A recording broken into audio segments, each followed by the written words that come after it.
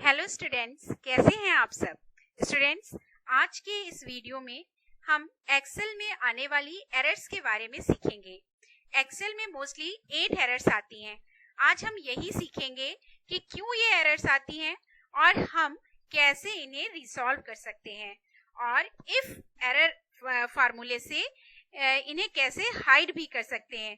तो स्टूडेंट्स, ये वीडियो बहुत ही इंटरेस्टिंग होने वाला है और ये बहुत ही इम्पोर्टेंट टॉपिक भी है आपके एग्जाम के लिए। तो इस वीडियो को पूरा जरूर देखना और अगर अच्छे से समझ में आ जाए ना तो लाइक जरूर कर देना।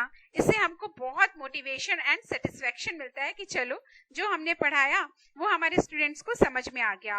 और अगर आप इस ट्यूशन क्लास में नए हैं तो चैनल को सब्सक्राइब जरूर करना और बेल आइकन को भी प्रेस कर देना। Okay, let's start.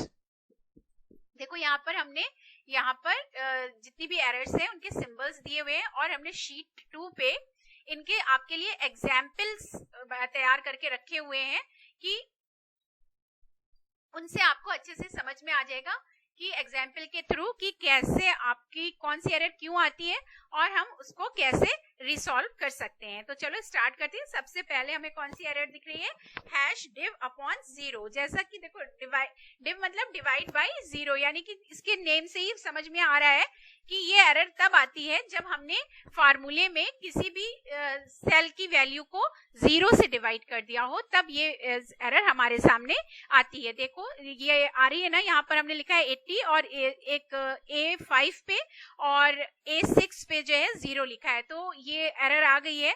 इस यहाँ पर जो हमने फार्मूला लगाया है उसको देखने के लिए जस्ट हम इस पे क्या करेंगे, डबल क्लिक करेंगे और हमको हमारे सामने फार्मूला शो हो जाएगा। ठीक है, तो ये फार्मूला दिखाई पड़ रहा है आपको, is equal to A5 divided by A6। अब A5 पे 80 वैल्यू है और A6 पे क्या है, 0 है, यानी कि हमने 0 से इसको डिवाइड कर दिया है। दैट्स वाई हमें ये जो एरर है वो आ गई है। ठीक है, और इधर क्या है, इसमें क्या प्रॉब्लम है, इधर भी यही है। इसमें एक मिनट, ये जो है इसको हटा देते हैं 0 को। देखो तब भी ये एरर रहेगी। क्या है कि इसमें आपने कोई भी डिजिट नहीं लिखी है, तो एक्सेल ने क्या किया ना, इसे 0 कंसीडर कर लिया और फिर आपके फार्मूले में उसने देखा कि आपने C5 को C6 से डिवाइड किया और C6 में कोई भी वैल्यू नहीं फिल है, मींस उसने इसे 0 कंसीडर कर लिया। दैट्स वाई ये आपको एरर दे दी है। तो अगर हमें इसे सॉल्व करना है इस एरर को, तो कुछ सिंपल यहाँ पर हमें जब भी हमें ये एरर इस तरीके की मिलेगी तो हमें क्या करना है, इस पे जाकर के सिंपली यहाँ पर अगर हम कोई भी वैल्यू टाइप कर देते हैं, मान लीजिए हम यहाँ पर 4 टाइप कर देते हैं और एंटर की प्रेस करते हैं, तो आप देखोगे कि ऑटोमेटिकली ये एरर आपकी यहाँ से रिसॉल्व हो गई। इसी तरीके से यहाँ पर अगर हम कोई वैल्यू दे दें, यहाँ पर मान लीजिए हम 9 दे देते हैं और इसको फिर क्लिक करते हैं बाहर, तो देखो ये ऑटोमेटिकली रिसॉल्व हो गई और हमें हमारा रिजल्ट मिल गया। अब अगर मान लीजिए क्या है कि आप किसी ऑफिस में वर्क कर रहे हैं या कहीं किसी फर्म में वर्क कर रहे हैं और वहां आपको, या आप डाटा एंट्री का वर्क कर रहे हैं और वहां पर अभी आपको ये वैल्यू दी ही नहीं गई है कि भाई ठीक है, जब डाटा आएगा तब आप यहाँ पर आप वैल्यू लिखना, तब तक तो आपको यहाँ पर 0 ही लिखना है और 0 ही लिखना है और ये जो आपकी एरर आ रही है वो भी शो ना हो। तब आप क्या करोगे, क्योंकि अगर आप इस तरीके की एरर वाली शीट दोगे तो वो देखने में अच्छी नहीं लगेगी, है ना, और ये एरर भी शो ना हो और कंडीशन भी सेम रहे। अगर ऐसी आपके सामने कंडीशन है तब आप क्या करेंगे, तब उसके लिए एक बहुत ही इंटरेस्टिंग फार्मूला है, वो है इफ एरर का। तो चलिए आज हम आपको वो भी सिखाते हैं और बहुत इंपॉर्टेंट है स्टूडेंट्स, ये आपके आगे आने वाले फ्यूचर में बहुत काम आने वाला है, तो ध्यान से सुनना। और अगर आप लोग इसी तरीके से हमारे वीडियोस देखते रहोगे ना, तो एक दिन हम आपको एक्सेल में वाकई में प्रॉमिस कर रहे हैं मास्टर बना देंगे और आप कोई भी डाटा एंट्री का वर्क करके आप अच्छा सा मनी अर्निंग भी कर सकते हो ऑनलाइन। बस धीरे धीरे इसके पहले सारे जितने भी वो हैं टेक्निकल पॉइंट्स हैं वो सब समझ लो। ठीक है, इज इक्वल टू, अब क्या करना है, इफ एरर। अब हमको देना है इफ एरर फार्मूला। जैसे ही आप इफ लिखोगे ना, ऑटोमेटिकली देखो ये फार्मूला आ गया। इस पे क्या करेंगे, हम डबल क्लिक कर देंगे इफ एरर, और इफ एरर के बाद हमको सिंपल जो हमने पहले फार्मूला लगाया था वही अपना कैलकुलेशन वाला वही फार्मूला लगा देते हैं, A5 डिवाइडेड बाई A6। ठीक है, अब क्या करेंगे, अब हम कॉमा लगा देंगे और एक्सेल को कहेंगे कि भैया अगर इसमें एरर है तो आप एरर मत शो करना, बल्कि क्या शो कर देना, डैश। जो कुछ भी मान लीजिए हम चाहते हैं ना एरर की जगह पे डैश आए, तो हमने डैश लगा दिया।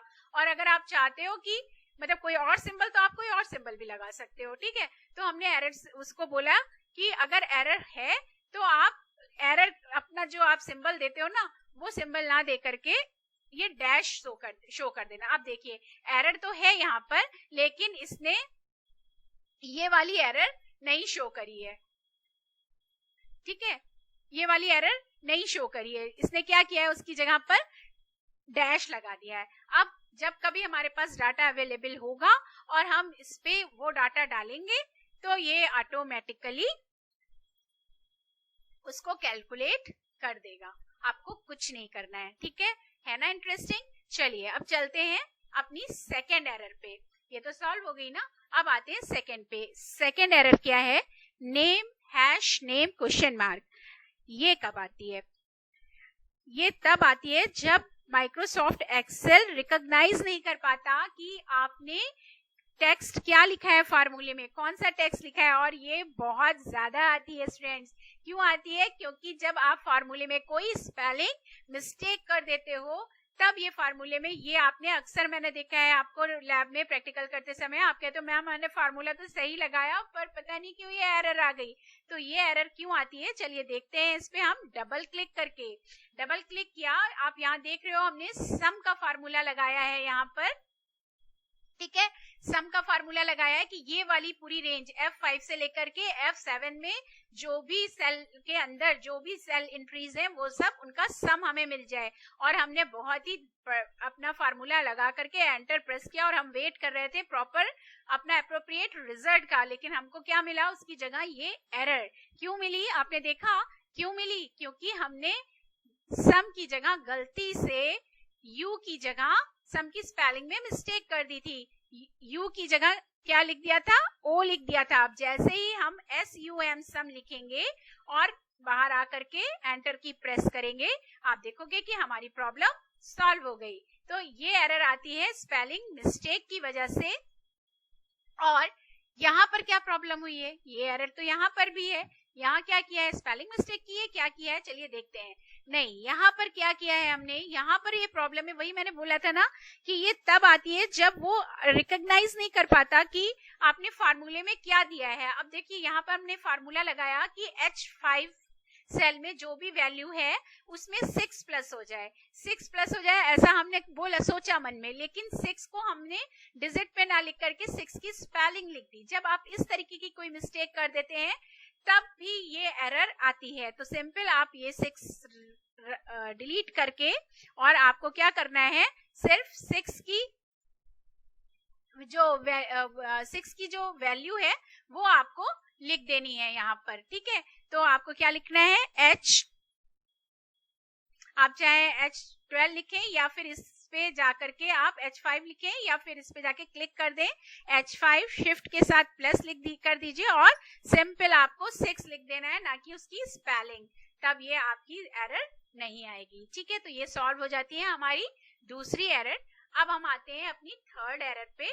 ये कौन सी एरर है, हैश नल एरर, हैश नल एक्सक्लेमेशन साइन के साथ। ये कौन सी एरर है और ये एरर कब आती है, देखिए हैश एरर जो है वो तब आती है जब आपने मल्टीपल सेल एड्रेस दिए हो, ठीक है, लेकिन उनको किसी प्रॉपर ऑपरेटर, जब आपने मल्टीपल सेल्स दिए हो फार्मूले में लेकिन उनको आपने जो ऑपरेटर है वो कोई प्रॉपर ऑपरेटर ना लगाया हो, विदाउट ऑपरेटर दे दिया हो, या उनके बीच में जो आप सेपरेटर लगाते हो, यानी कि जैसे हम रेंज डिफाइन करते हैं तो क्या लगाते हैं, कोलोन लगाते हैं ना, कोलोन का साइन कि भाई यहाँ से यहाँ तक, वो आपने मिस कर दिया हो, तब ये इस टाइप की एरर आती है। तो चलिए देखते हैं इसके फार्मूले पे डबल क्लिक करके कि यहाँ पर क्या प्रॉब्लम आई है। ये देखिए हम चाह रहे थे कि ये जो 3 डिजिट्स हैं K5, K6 और K7 के अंदर ये सारी प्लस होकर के आ जाए, पर अनफॉर्चुनेटली हमने K5 प्लस K6 तो किया, लेकिन K6 में जब हम K7 की वैल्यू प्लस करने वाले थे वहां पर हमने प्लस का साइन नहीं लिखा है। ध्यान से देखो, प्लस का साइन नहीं लिखा, जिसकी वजह से क्या हो गया, हमें एरर मिल गई। और अब हम यहाँ पर शिफ्ट के साथ प्लस का साइन लगा देंगे और एंटर की प्रेस करेंगे तो आप देखोगे कि आपकी एरर सॉल्व हो गई है। Yes, good. तो ये होती है तब जब हम कोई ऑपरेटर या फिर सेपरेटर मिस कर देते हैं। यहाँ पर ये देखिए, आपने एवरेज, इसका हमें एवरेज का फार्मूला लगाया था, आपने इसका एवरेज आप चाह रहे थे कि ये जो 3 डिजिट्स हैं आपके 3 डिफरेंट सेल पे, उनका एवरेज आपको मिल जाए, लेकिन आपने फार्मूला तो पूरा सही लगाया। ये देखो यहाँ पर भी फार्मूला बार में भी देख लीजिए, इसमें आपने पूरा फार्मूला तो सही लगाया है, लेकिन यहाँ पर आपने क्या लगाना भूल गए, आप इसका सेपरेटर यानी कि शिफ्ट के साथ कोलोन साइन नहीं लगाया। अब आप कोलोन साइन लगा करके यहाँ पर जब आप एंटर की प्रेस करेंगे तो आप देखेंगे कि आपको इसका अप्रोप्रिएट आंसर मिल गया। तो ये हो गई आपकी थर्ड प्रॉब्लम। यहाँ तक समझ में आ गया ना, ये 3 प्रॉब्लम समझ में आ गई कि ये क्यों आती है और हम इन्हें कैसे सॉल्व कर सकते हैं और कैसे इसे रिसॉल्व, अगर हम हाइड करना चाहें तो हम इन्हें कैसे हाइड कर सकते हैं। ठीक है, चलते हैं अपनी 4th एरर की तरफ। ये क्या एरर है भाई, ये है हैश नम एक्सक्लेमेशन साइन के साथ। ये एरर कब आती है, हैश नम एरर तब आती है जब जो है न्यूमेरिक वैल्यू इनवैलिड होती है। ठीक है, इनवैलिड न्यूमेरिक वैल्यू अगर आप दे देंगे तो इनवैलिड का क्या मतलब हुआ, इनवैलिड का मतलब ये हुआ कि जो डाटा आपने एक्सेल को दिया है ना, जिस डाटा की बात आप कर रहे हो ना एक्सेल से, वो डाटा एक्चुअली जहां पर आपने उसे सर्च करने के लिए या जो भी करने के लिए बोला है वो वहां पर अवेलेबल नहीं है, तब वो बोलता है कि वो इनवैलिड है। आइए देखते हैं कि ये कैसे है, या जिस टाइप का डाटा आपने दिया है वो टाइप नहीं, उसकी जगह कोई दूसरा टाइप है, तब भी ये बोलता है कि ये इनवैलिड है। यहाँ हमने क्या किया है, यहाँ हमने एक फार्मूला लगाया है, एक फंक्शन लगाया है लार्ज का, कि जो भी हमने ये डिजिट्स लिखी हैं, ये जो हमने डाटा दिया है, इस डाटा में जो सबसे लार्ज नंबर है वो सबसे लार्ज नहीं, मतलब जो 8 नंबर का सबसे लार्ज नंबर है वो हमारे सामने शो होकर के आ जाए। पर क्या है, और लेकिन ये तो इसने नम एरर दे दी। क्यों नम एरर दे दी भाई, एक्सेल ने कहा आपने तो हमें केवल 7 नंबर तक के ही डिजिट दी हुई हैं, आपने केवल 7 नंबर तक के बारे ही में हमें बताया हुआ है, 8 नंबर पे तो कोई डिजिट है ही नहीं, तो हम कहां से दे दें, यानी कि वो इनवैलिड है। यानी कि समझ में आ गया ना, क्या समझ में आया कि हमने लिखा कि B11 से B7 में तक जो सबसे लार्ज नंबर है, फर्स्ट लार्ज नंबर, अगर हम कहते हैं कि सबसे large number, first large number show होके आ जाए, तो यहाँ पर सबसे बड़ा नंबर फर्स्ट लार्ज कौन सा है, क्या है बताओ, कि कौन सा आएगा 1 to 7 में सबसे लार्ज क्या है, 7 है ना। तो जैसे ही हम एंटर की प्रेस करेंगे, देखो आंसर आपका 7 आ गया ना। अब अगर हम करते हैं सेकंड लास्ट, इससे पूछते हैं, तो ये आपको सेकंड लास्ट भी बता देगा। सेकंड लास्ट क्या होगा, हमने सीरियल में इसलिए लिखा हुआ है ताकि आप समझ सको। ठीक है, यहाँ पर कुछ भी हो सकता है, किसी भी क्लास के स्टूडेंट्स के किसी भी सब्जेक्ट के मार्क्स हो सकते हैं। ठीक है, अब हमने कहा सेकंड लास्ट किसका हाईएस्ट है, तो सेकंड लास्ट इसमें क्या हाईएस्ट है, 6 हाईएस्ट है ना। तो आप जैसे ही आप एंटर की प्रेस करोगे, देखो आंसर आपका 6 आ जाएगा। यहाँ ये नहीं बोल रहा है कि इनवैलिड, क्योंकि जो आपने पूछा है वो फार्मूले में जो भी आपने पूछा है वो अवेलेबल है, उसके पास है ना। अगर हम उससे कहते हैं कि 7th वैल्यू सबसे लार्ज इसकी कौन सी है, तो 7th वैल्यू इसकी सबसे लार्ज कौन सी हो गई, 1 हो गई ना। तो जैसे ही आप इससे 7th वैल्यू लार्ज पूछोगे तो ये आपको आंसर देगा 1। देखिए एंटर की प्रेस करके, और देखिए ये आंसर आपको इसने दे दिया 1, यानी कि जो 7th नंबर की सबसे हाईएस्ट वैल्यू है, मान लीजिए आप मार्क्स के बच्चों के रैंक निकाल रहे हो, तो यानी कि जिसका 1 मार्क्स है उसकी रैंक क्या होगी, मतलब वो 7th रैंक पे किसके मार्क्स है, तो ये आंसर आ गया कि 1 मार्क्स जो है वो 7th रैंक का मार्क्स है। ठीक है ना, समझ में आई बात। अब अगर आप उससे पूछ लो कि भाई इसमें एट्थ नंबर पे हाईएस्ट कौन से मार्क्स हैं, एट्थ नंबर पे हाईएस्ट मार्क्स कौन से हैं, आठवीं बड़ी संख्या कौन सी है। अब आठवीं संख्या वो कहां से बता देगा बेटा, जब वहां पर आपने केवल उसे 7 ही नंबर दिए हैं, 7 ही नंबर की बात की हुई है, तो वो 8 नंबर कहां से बता देगा, इसलिए उसने ये एरर आपको दे दी है। ठीक है, तो आप जैसे ही आप इसमें, या तो आप एक इसमें डिजिट यहां पर जाकर के माउस का पॉइंटर रख करके राइट बटन क्लिक करेंगे और इंसर्ट पे जाएंगे, और इंसर्ट पे जाकर के अगर आप इंटायर रो, एक रो बढ़ा लेते हैं, ठीक है, ओके कर देते हैं, तो यहाँ पर आपको एक सेल मिल गया, और यहाँ पर आप अगर 8 लिख देते हैं, ठीक है, यहाँ पर आप अगर 8 लिख देते हैं, तो अब आपको वो आंसर दे देगा। जैसे कि अब आप पूछोगे ना उससे कि भाई 8 कौन सबसे बड़ी संख्या, आपका 8 नंबर की रैंक कौन सी है, तो देखिए अब आपकी एरर नहीं आएगी। 8 नंबर की तो 1 हो गई। अगर आप इससे पूछोगे फर्स्ट नंबर पे सबसे बड़ी संख्या कौन सी है, तो वो आपको बता देगा कि 1 नंबर पे सबसे बड़ी संख्या 8 है। ठीक है, और 8 नंबर की भी अवेलेबल थी, इसलिए उसने आपको, अब 8 नंबर पे 1 हो गया था, इसलिए उसने आपको 1 दिखाया था। ठीक है, और अगर अब आप उससे 9 पूछ लोगे, तो फिर वो फिर आपको एरर दे देगा, क्योंकि 9 तक की यहाँ पर डिजिट नहीं दी गई है। जैसे ही आप 9 लिखोगे और एंटर करोगे, तो फिर वो आपको एरर दे देगा। ठीक है, बात आ गई समझ में, ये मेरे ख्याल से आ गई होगी समझ में, है ना। ये एरर तब आती है जब आप इनवैलिड नंबर दे देते हो, वो नंबर दे देते हो, वो चीज पूछ लेते हो उससे कि जब जो चीज फार्मूले में, जो कि आपके उसमें अवेलेबल ही नहीं है। ठीक है, कोई इनवैलिड न्यूमेरिक वैल्यू अगर जब आप उसको दे दोगे, तब ये फिर एरर आती है। ठीक है, चलिए अब हम इसको क्या कर देते हैं, हम इसको 1 कर देते हैं। तो ये आपको फर्स्ट नंबर की सबसे बड़ी संख्या इसमें कौन सी है, 8 है ना। तो देखो अब इसमें आपके सामने 8 आ जाएगा और आपकी प्रॉब्लम सॉल्व हो जाएगी। क्लियर, अब चलते हैं रेफरेंस पे। ये क्या है, hash REF explanation sign. Hash REF यानी कि ये आती है reference. When a cell reference is not valid, ये तब है जब, यहाँ पर ये कब थी, जब आपकी वैल्यू, न्यूमेरिक वैल्यू इनवैलिड थी। ठीक है, और ये तब है जब आपने रेफरेंस इनवैलिड दिया होगा। देखो यहाँ पर अभी कोई एरर शो नहीं हो रही है। क्यों नहीं शो हो रही है, यहाँ पर हमने इनको फॉर्मूला दिया कि सम कर दो F11, F13 एंड F15 में जो भी नंबर्स हैं उनका हमें टोटल करके दे दो। तो इसने जो है हमें टोटल करके दे दिया यहाँ पर। ठीक है, अब मान लीजिए इन केस ये वाला सेल आप डिलीट कर देते हो। ठीक है, आप ये सेल डिलीट कर देते हो और हम कहते हैं कि लेफ्ट से ये, अब क्या होगा, देखिए यहाँ पर ये सेल डिलीट हो गया, यानी कि पूरा सेल डिलीट हो गया। उसकी लिखी हुई वैल्यू नहीं डिलीट की, बल्कि सेल डिलीट कर दिया, और जो लेफ्ट वाला सेल था वो इधर आ गया। अभी हालांकि इसका सेल एड्रेस F11 ही है, लेकिन वो सेल नहीं है जो हमने यहाँ पर दिया था।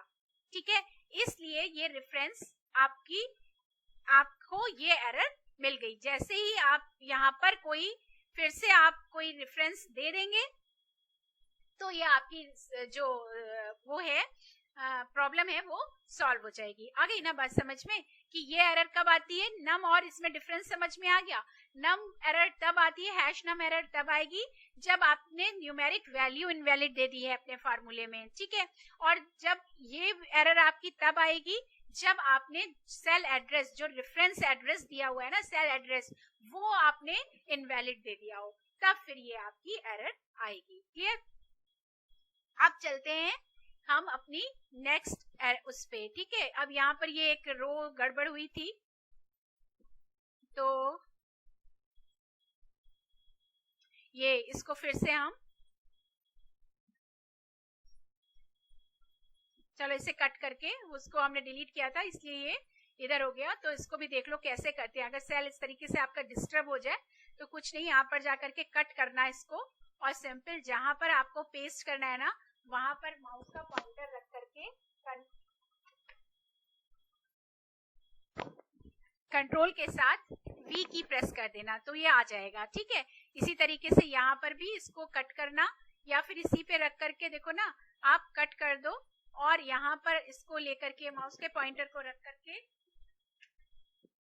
कंट्रोल के साथ V की प्रेस कर दो तो ये आ जाएगा। और कट करने की शॉर्टकट की क्या होती है, कंट्रोल प्लस X, और पेस्ट की होती है कंट्रोल प्लस V, ठीक है। तो ये अब देखते हैं हैश वैल्यू, ये वाली एरर कब आती है। तो ये वाली एरर आएगी, हैश वैल्यू एरर कब आएगी, जब the wrong type of operand use, जब आपने रॉन्ग तरीके का ऑपरेंड यूज कर दिया। चलिए इस पर डबल क्लिक करते हैं और देखते हैं क्या है रॉन्ग इसमें। अब हमने ये सारी चीजें हम इसमें प्लस कर रहे हैं, लेकिन देखो ये दोनों चीजें तो कैसी हैं, आपकी डिजिट है ना, न्यूमेरिक वैल्यू है, पर ये आपकी कैसी वैल्यू है, ये आपने जो है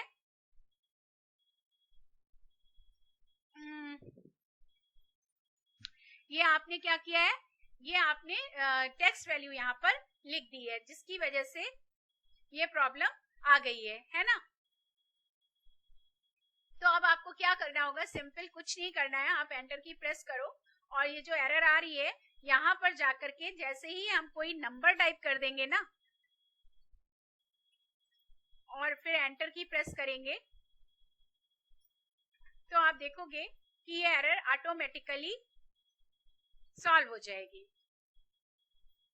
इसी तरीके से यहाँ पर क्या हुआ है, यहाँ पर भी इस पे डबल क्लिक करते हैं तो आपको ये फार्मूला शो हो जाएगा। यहाँ हमने क्या किया, ऑपरेंड यहाँ पे हमने सम का फार्मूला लगाया है, इज इक्वल टू सम, और गलती से क्या हो गया, यहाँ पर हमने सम की प्लस की जगह पर माइनस का चिन्ह जो है लगा दिया है, ठीक है ना, माइनस लगा दिया है। इसकी वजह से ये प्रॉब्लम आपके सामने आ रही है। तो अगर हम इसको माइनस को हटा करके क्या करेंगे, शिफ्ट के साथ कोलोन का साइन लगाते हैं और बाहर आकर के एंटर की प्रेस कर देते हैं तो आप देखोगे कि आपकी ये प्रॉब्लम ऑटोमेटिकली सॉल्व हो जाएगी।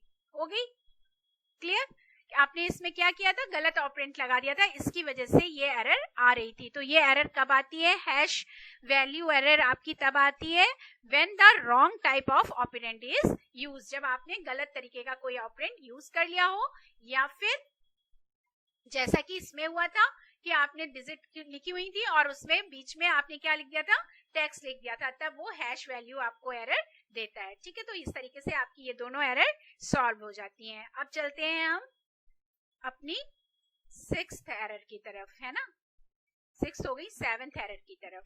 7th एरर ये तो बहुत आसान सी है, ये हैश हैश हैश, और ये जनरली जब भी आप लोग प्रैक्टिकल करते हो तो ये एरर आपके सामने आती है। और ये एरर कुछ नहीं है बेटा, जब ये एरर कब आती है, when a column is not wide enough और अ नेगेटिव डेट और टाइम, यानी कि जब जो भी आप इसमें डिजिट लिख रहे हो ना वो आपने ज्यादा लिख दिया और उसकी विड्थ कम है, तो कुछ इसमें आपको नहीं करना है। आपको ये मैंने उसमें भी सिखाया था, आपको सबसे पहला जो फॉर्मूला एंड फंक्शन की जो ये सीरीज चल रही है आपके सेकेंड लेसन की, उसी के सारे वीडियोस हम आपको बता रहे हैं। उसमें सबसे पहले वीडियो में हमने आपको ये सब चीजें बताई थी, एक बार फिर बता दे रहे हैं। इसमें आपको क्या करना होगा, सिर्फ इसके जो आपका ये कॉलम है उसके हेड पे जाना होगा। जैसे आप हेड पे जाओगे ये डबल हेडेड एरो में कन्वर्ट हो जाएगा और आप इसे धीरे से ड्रैग कर दोगे। जैसे ही आप ड्रैग करोगे तो आप देखोगे कि जो इसके अंदर डिजिट आपने लिखी थी वो शो हो गई है। यानी कि ये हैश एरर तब आती है जब आपकी कॉलम की विड्थ एप्रोप्रिएट ना हो, कम हो, छोटी हो और आपने उसमें डिजिट ज्यादा लिख दी हो, तब वो आपसे कहता है भैया इसमें मैं फिट नहीं हो पा रहा हूँ, इसको थोड़ा बड़ा कर दो। तो ये एरर का मतलब है कि आपकी जो भी रिजल्ट है वो बड़ा हो गया है, डिजिट्स बड़ी हो गई है कॉलम विड्थ के कंपैरेटिवली। तो आपको सिंपल यहाँ पर जाकर के इसको ड्रैग कर देना होता है और ये आपकी डिजिट फुल आपकी शो हो जाती है। अब आते हैं नेक्स्ट और लास्ट एरर पे, जो मेरी 8th एरर है। वो क्या है एरर, वो है hash N A error. Hash N A error कब आती है, हैश एन ए एरर तब आती है जब आपने जो डाटा दिया है ना नॉट अवेलेबल, एन ए मतलब नॉट अवेलेबल, यानी जो चीज आपने पूछी है वो अवेलेबल ही नहीं है, जहां से आपने उसको कुछ भी काम करने को दिया है ना वो एक्सेल में अवेलेबल नहीं है, ठीक है। When a value is not available to a function और फार्मूला, यानी कि जो फंक्शन और फार्मूले में वैल्यू है वो अवेलेबल नहीं है। चलो और देखते हैं कि ये वैल्यू, ये हमने एक छोटा सा चार्ट बनाया है, यहाँ पर ये चार्ट है फूड आइटम्स का और इधर उसकी कास्ट लिखी हुई है, ठीक है। अब हमको जो भी हम आइटम लिखेंगे उसकी कास्ट हमें यहाँ पर आ जानी चाहिए, है ना। लेकिन क्या है, अब देखो यहाँ पर हमने उससे किसकी वैल्यू पूछ ली है, कास्ट पूछ ली है शुगर की। अब चूंकि आप देख रहे हो ना जो ये लिस्ट आइटम है उसमें शुगर तो है ही नहीं, इसलिए उसने -NA यानी कि नॉट अवेलेबल हमें एरर दे दी है। तो हमें क्या करना होगा, सिंपल यहाँ पर जा करके और हमें शुगर की जगह पर कोई ऐसा लिस्ट आइटम टाइप कर देना है जो कि इसमें है, जैसे कि मान लीजिए हम लिख देते हैं एग, ओके, और एंटर की प्रेस करते हैं और आप देखोगे ऑटोमेटिकली इसने उसकी कास्ट बता दी कि 25 रुपीज है, और 1 इसलिए आया है ताकि ये है कि परफेक्ट मैच है इसका, ठीक है। तो अब इसमें हमने फार्मूला क्या लगाया था, चलिए वो देखते हैं। ये बहुत ही इंपॉर्टेंट फार्मूला है, वी लुकअप फार्मूला। कभी किसी दिन और हम इस पे ये कितने तरीके से, ये लगभग 7 टाइप से आपको यूज कर सकते हो वी लुकअप फार्मूला। ये बहुत इंपॉर्टेंट और बहुत बढ़िया फार्मूला है। तो ये जो है हम आपको किसी दिन इस पे एक इंडिविजुअल वीडियो बना करके आपको समझाएंगे, क्योंकि यहाँ पर ये काफी लंबा ऑलरेडी हो चुका है आपका वीडियो, तो इसलिए इसको अपलोड करने में भी दिक्कत आ जाएगी, इसलिए हम इसमें अभी इतना ही समझा रहे हैं। देखो वी लुकअप है, वी लुकअप के में हमने यहाँ पे एक फार्मूला लगाया है वी लुकअप का कि K22 यानी कि जो K22 इस सेल पर जो वैल्यू है उसको आप इसमें सर्च करो।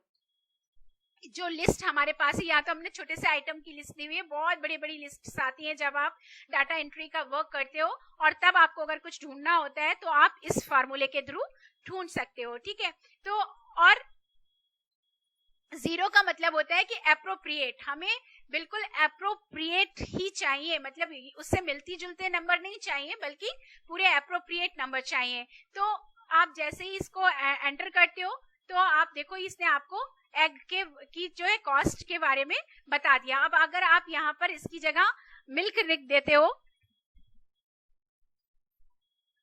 तो आप जैसे ही एंटर की प्रेस करोगे तो आप देखो यहाँ पर मिल्क की कॉस्ट जो थी वो आ गई, और कौन से नंबर पे है ना, ये 3rd नंबर पे है, तो वो नंबर भी आ जाता है कि आपको ढूंढने में आसानी हो गई कि ये लिस्ट के 3rd नंबर पे आपकी ये जो आपने आइटम लिखा हुआ है 3rd नंबर पे है। ये तो अभी 3 है, आप आराम से देख पा रहे हो, लेकिन जब बहुत लंबी लिस्ट होती है तब ये आपके लिए बहुत ही बेनिफिशियल रहता है। तो आपको समझ में आ गया ना कि NA एरर कब आती है। NA एरर तब आती है जब आपकी जो भी आइटम आपका है वो आपके फार्मूले में अवेलेबल ही ना हो, ठीक है। जब जो है value is not available to a function और अ फार्मूला, जब वो वैल्यू जो है फार्मूले में अवेलेबल नहीं होती है तब ये आपकी जो एरर है वो एरर आती है, ठीक है। आप देख लो यहाँ पर क्या फार्मूला लगाया हुआ था हमने कि जो एरर है, मतलब जो कि इसमें से ढूंढ करके लाओ कि जो K2 पे वो वैल्यू लेकर के आओ, ढूंढ करके लाओ जो H3 में, जो H3 से I25 तक की सीरीज में है, इन सेल में जो है वो वैल्यू आपको यहाँ पर वो उसकी कॉस्ट आपको बतानी है, ठीक है।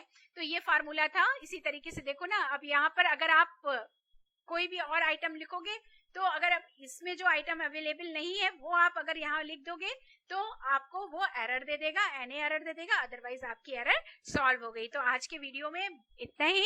उम्मीद करते हैं कि बहुत अच्छे से आपको समझ में आया होगा। एक बार में ना समझ में आए बेटा तो दोबारा से इसको देखना, ठीक है। कोशिश मैंने बहुत करी है अच्छे से समझाने की, और अगर कोई भी एरर ऐसी है कि नहीं समझ में आई है तो प्लीज कमेंट्स में मुझे बता देना कि मैम इसको फिर से समझा दीजिए, तो हम उसको आपको फिर से समझा देंगे।